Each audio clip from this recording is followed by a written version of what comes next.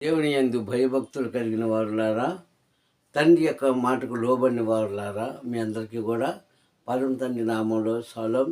తన కుమారుడైన మెస్సీ గారి యొక్క నామంలో వందనాలు. హల్లెలూయా. అందరూ కూడా బాగున్నారు కదా. తండ్రి యొక్క దయ వలన మీ కుటుంబాలు, మీ యొక్క సంస్థను కూడా మీరు మీరు బహుగా ఆశీర్వదించబడి మీ జీవితంలో శీఘ్రంగా కార్యములు జరుగును గాక.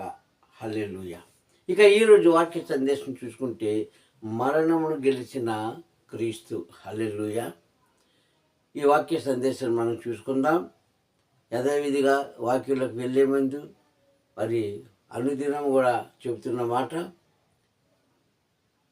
మా యొక్క ఇదిగో వాక్యం యొక్క ఛానల్ సబ్స్క్రైబ్ చేసుకొని అలాగే మీ సహకారం మాకు అందించండి, షేర్ చేసి లైక్ చేయండి. హల్లెలూయా. ఇక ఈరోజు వాక్య సందేశం, మరణమును గెలిచిన క్రీస్తు. హల్లెలూయా. ఇది మానవునికి చాలా అసాధ్యమైన పని. ఇది మానవుడి యొక్క జీవితంలో సాధ్యం కాని కార్యము. అది ఒక దైవ కుమారుడన్న మెస్సీ గారికి మాత్రమే అది తగిన కార్యము, చేయగలిగిన కార్యము. ఈరోజు మనం నేర్చుకుంటున్న ఈ కొద్దిపాటి మాటల్లో ఈ వాక్యంలో ఉన్న సత్యాన్ని గ్రహించవలసిందిగా మరొకసారి మిమ్మల్ని వేడుకుంటున్నాను. హల్లెలూయా. ఇక్కడ అంటున్నాడు కదా, ఆయన సువార్త చేస్తున్న దినాల్లో, అనేకులను స్వస్థపరుస్తూ వస్తున్న దినాల్లో, అనేక ప్రాంతాల్లో ఆయన సంచరిస్తున్న దినాల్లో ఆయన అందరికీ చెప్పిన మాట ఒకటే. దైవ కుమారుడిని పాపుల చేతికి అప్పగించబడి ఆయనను శిలువ వేసిన తరువాత ఆయన మరణించి 3వ దినాన లేస్తాడు. ఇది చెప్పారు ఆయన. అదేవిధంగా దేవాలయం తర మధ్యకు పడిపోతుంది అన్నాడు. ఇలాగ అనేకమైన మర్మాలు చెప్పాడే, కానీ ఈ మర్మాలన్నీ తన కోసం చెప్పినవే, కానీ ఆనాటి ప్రజలు గ్రహించుకోలేకపోయారు. ప్రియ సహోదరులారా, అందుకే ఆయన ఈ చివరి గడిలో ఇచ్చిన వాగ్దానాన్ని నిలబెట్టుకోవడానికి, ఇచ్చిన మాట ప్రకారంగా ఈ యొక్క ప్రజల్లో నిలవడానికి ఆయన ఏం చేశాడు? మరణాన్నే జయించాడు. హల్లెలూయా. మలాకీ గ్రంథంలో రాయబడినట్టుగా, మరణమా నీ ముళ్ళెక్కడా? ప్రశ్న అది. మరణమా నీ ముళ్ళెక్కడా అని అడిగి మరణాన్ని జయించిన గొప్ప దైవ కుమారుడుగా మెస్సీ గారి యొక్క లోకంలో గుర్తించబడ్డారు. వీటికి మనం పెట్టిన పేరు పునరుద్ధానము. హల్లెలూయా. పునరుద్ధానము అంటే తిరిగి మరలా అదేంటి? మొలకెత్తుటని అర్థం. హల్లెలూయా. ఈయన పునరుద్ధానుడిగా ఉండి మనకేమిచ్చాడంటే పునర్జీవాన్ని ఇస్తున్నాడు. హల్లెలూయా. ఈరోజు అదే మనం గ్రహించుకోలేకపోతున్నాం. ఆయన మరణాన్ని జయించి ఇచ్చిన మాట ప్రకారంగా 3వ దినాన లేచి శిష్యులను కలుసుకొని వారికి పరిశుద్ధాత్మను అనుగ్రహించి వారికి ఉన్న అనుమానాలన్నీ తీర్చేసి వారికి స్వార్థ అనే ఆ భారాన్ని వారికి అప్పగించి ఆయన తన తండ్రి దగ్గరకు మహిమ శరీరంతో వెళ్ళినట్లుగా మనం లేఖనాలు చూస్తున్నాం. అయితే పునరుద్ధానుడైన మెస్సీ గారు ఒట్టినే వెళ్ళిపోలేదండి. మనకు పునర్జీవాన్ని ఇచ్చాడు. పునర్జీవాన్ని ఏంటి పునర్జీవం అంటే? మరలా నీకు జీవితాన్ని ఇచ్చాడు ఆయన. మరలా నీకు ఒక అవకాశం ఇచ్చాడు. మరలా తన జీవితము ఒక మాదిరిగా నా జీవితం మాదిరిగా చేసుకోవడానికి అవకాశం ఇచ్చాడండి.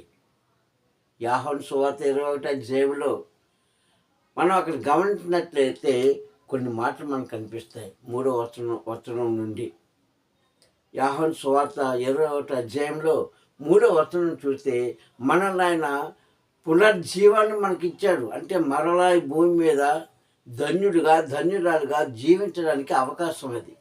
ఆయన పునరుద్ధానుడై మరణాన్ని గెలిచాడు. మన మరణాన్ని గెలవలేము. అయితే మెస్సీ గారు సువార్త చేసినప్పుడు మరి 1-2 సార్లు మరణాన్ని గెలిపించి మానవునికి తిరిగి జీవాయువు పోసాడే కానీ మనంతగా మనం చేసుకునే ఏ కార్యం కూడా ఈ లోకంలో మనం ఏదైనా చేసుకోవచ్చు కానీ మన జీవాన్ని మనం కాపాడుకోలేమండి.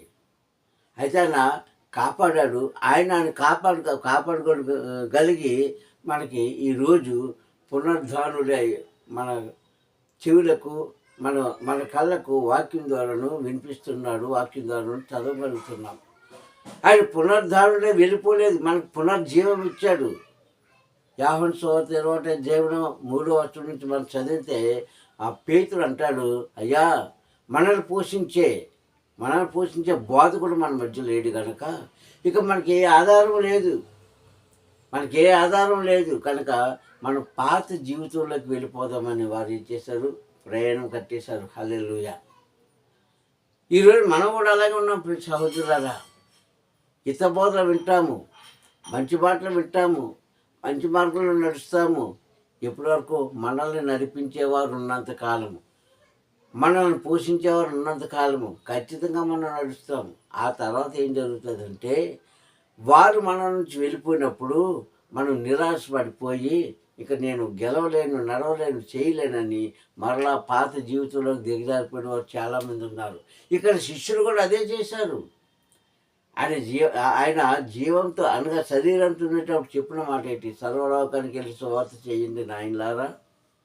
మీరు ఏ ఇంట్లో ప్రవేశిస్తారో ఆ ఇంట్లో మిమ్మల్ని ఆహ్వానించుకుంటే ఆశీర్వాదము, ఆహ్వానించకపోతే వారికి గుర్తుగా మీ పాత దూరిని విడిచిపెట్టి రమ్మని చెప్పిన మెస్సయ్య గారు ఇప్పుడు శరీరాన్ని విడిచి వెళ్ళిపోతే ఇవన్నీ మర్చిపోయాడని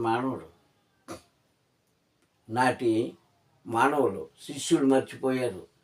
పేతురు గారు ఎప్పుడైతే ఈ మాట అన్నారో వెంటనే పెద్దవాడని పేతురు గారే చూడండి, పెద్దలే తప్పు చేస్తే పిల్లలకి ఎలా ఉంటుందంటే పెద్దవారు అన్న గౌరవం పోతుంది ఒకటి. రెండోది పెద్దలే తప్పు చేసినాడు మేము ఎందుకు తప్పు చేయకూడదని తప్పుడు బాటలో నడిచి వారి జీవితాన్ని పతనం చేసుకున్నారు చాలామంది ఈరోజు సమాజంలో చూస్తున్నాం. అదే జరిగింది ఇక్కడ. పేతురు గారు అంటున్నారు, అయ్యా మనకి ఏ ఆధారం లేదు, రండి వెళ్ళిపోదాం, మళ్ళీ మన పాత జీవితంలోకి వెళ్ళిపోదామని ఆ వలలు పట్టుకొని వెళ్ళిపోయారండి. హల్లెలూయా. వలలు పట్టుకొని వెళ్ళిపోయి వారు పాత జీవితంలోకి వెళ్ళిపోయారు. అప్పుడు మరలా మహిమ శరీరంతో ఉన్న మెస్సయ్య గారు ఏం చేశారు, వారి వద్దకు వచ్చి వారిని అడిగి వారిని బుజ్జగించి వారికి ఆహారం పెట్టి అన్నీ చేసి ఏం చేశాడో తెలుసా, మీరు అందుకు కాదు మిమ్మల్ని నేను పిలిచింది, ఇందుకు కాదు మిమ్మల్ని నేను కోరుకున్నది, ఇందుకు కాదు నేను మీరు తిరిగి అవకాశం ఇస్తున్నది అని చెప్పి మరలా ఆయన మహిమ శరీరంతో ఉంటుండగా ఎలాగైతే బోధించాడో మహిమ శరీరంతో ఉండేటప్పుడు కూడా అదే బోధించి వారు ఏం చేశారు, పునర్జీవంలోకి నడిపించాడు. హల్లెలూయా. ఇదండి పునర్జీవానికి ఉన్న తేడా. పునర్జీవంలోకి నడిపించాడు. పాత తర్వాత జీవితాలు విడిచిపెట్టండి.